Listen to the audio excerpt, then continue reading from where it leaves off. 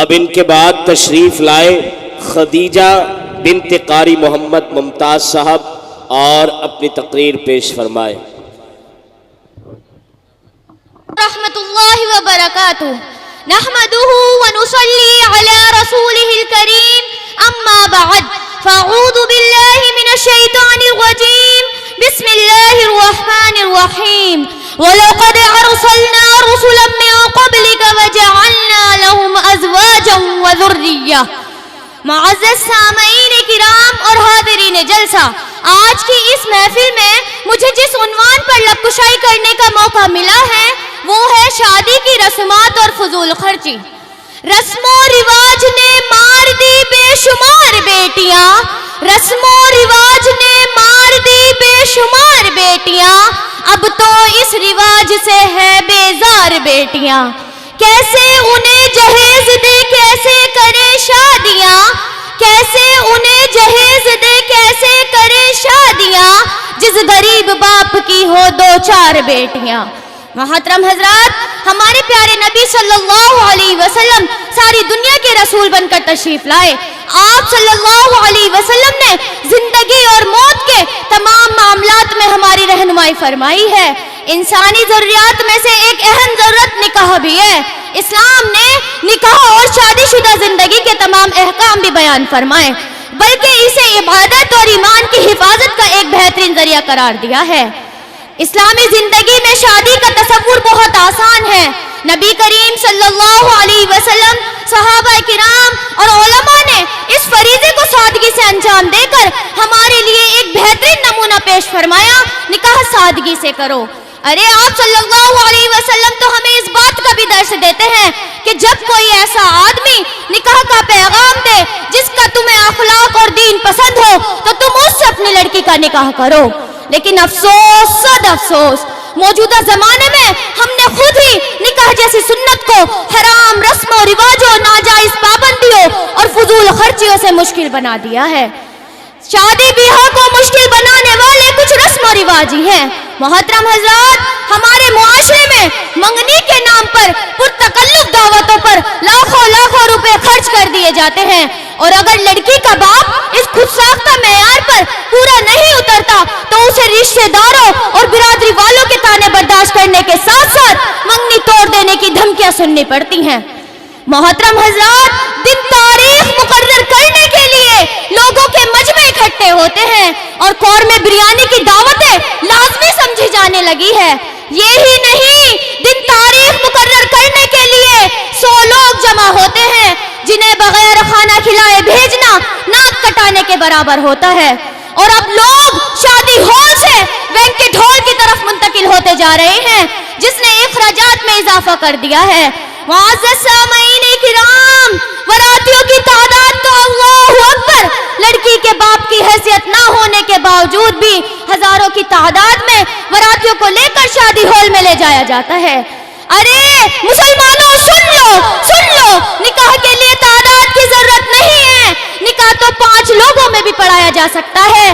نکاح کے لیے ضروری ہے دلہا دلہن مولوی اور 2 گواہوں کا ہونا۔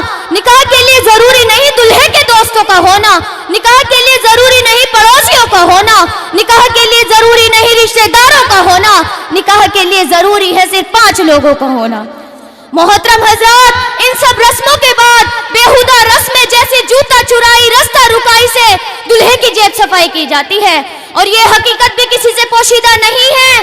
ان سب رسموں میں فضول خرچوں کے ساتھ ساتھ جس طرح شرم و حیا کا خون کیا جاتا ہے، اللہ اکبر، ایک ہی اسٹیج پر لا کر دلہا دلہن کو بٹھا دینا، مجھے بتاؤ تو صحیح، کیا اسلام نے اس کی اجازت دی ہے؟ نکاح ہو گیا تو دلہا اپنی دلہن کو دیکھ سکتا ہے، لیکن اس کا نکاح پورے محلے کے ساتھ نہیں ہوا کہ تیرے دوست بھی دیکھیں، تیرے رشتہ دار بھی دیکھیں، تیرے پڑوسی بھی دیکھیں، تیرے ساتھ کام کرنے والے بھی دیکھیں۔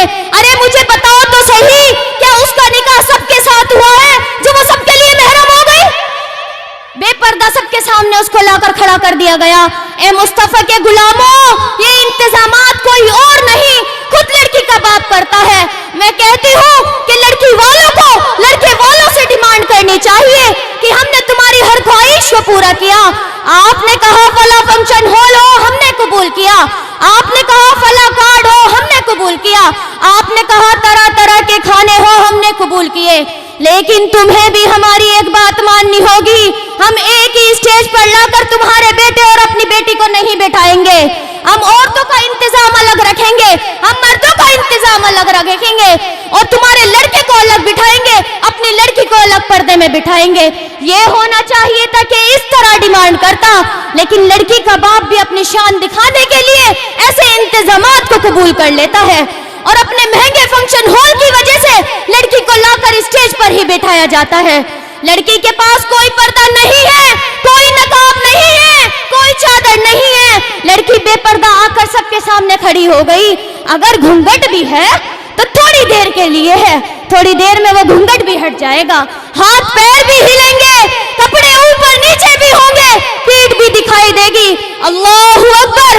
بے غیرتی اور بے حیائی کا جنازہ ایسا نکالا جائے گا کہ وہیں اسٹیج پر جمع ہو کر لڑکی کی سہیلیاں مذاق کرنا شروع کریں گی, لڑکے کے دوست مذاق کرنا شروع کریں گے. آپس میں کتنی دوستیاں ہوں گی, آپس میں کتنے فون نمبر ایکسچینج ہوں گے. ارے مجھے بتاؤ تو صحیح, ہم اپنی بیٹی کا نکاح کرا رہے ہیں یا ہم نے کوئی حرام کاری کا اڈا سجایا ہوا ہے؟ محترم حضرات, اس سے ہمیں اپنے معاشرے کو بچانا ہے, اس سے ہمیں اپنی سوسائٹی کو بچانا ہے. اے مسلمانوں, تم نے دیکھا ہوگا جب بیٹی کا نکاح ہوتا ہے تو ویڈیو شوٹنگ والے کو بلایا جاتا ہے, اور ویڈیو شوٹنگ والے کو کسی دلہے سے کم عزت نہیں دی جاتی. کوئی عورتوں میں جائے یا نہ جائے, ویڈیو شوٹنگ والے کو باقاعدہ لے جایا جاتا ہے. ارے دلہا اپنی دلہن کا چہرہ بعد میں دیکھتا ہے, پہلے ویڈیو شوٹنگ والا اس کا چہرہ دیکھ لیتا ہے. دلہا اپنی دلہن کو لے کر بعد میں جاتا ہے, پہلے ویڈیو شوٹنگ والا اسے لے کر جاتا ہے, اور اس کے جسم کا, اس کے حسن کا معائنہ کرنے کے لیے باقاعدہ ویڈیو شوٹ کرائی جاتی ہے. یہ ہر کوئی دیکھتا ہے, لیکن کسی کی زبان نہیں کھلتی کہ روک دے. لڑکی خاموش شری ہے. ویڈیو والے نے کہا گھونگھٹ اٹھا دو تو لڑکی نے گھونگھٹ اٹھا دیا, ویڈیو والے نے کہا گھونگھٹ ڈال لو تو لڑکی نے گھونگھٹ ڈال لیا. جیسے جیسے ویڈیو والا کہتا ہے ویسے ویسے دلہن کرتی ہے. مجھے بتاؤ تو صحیح, ایسا ہوتا ہے کہ نہیں ہوتا؟ ارے نکاح کس سے, اطاعت کس کی, نکاح کس سے, گھونگھٹ اتارا کس نے؟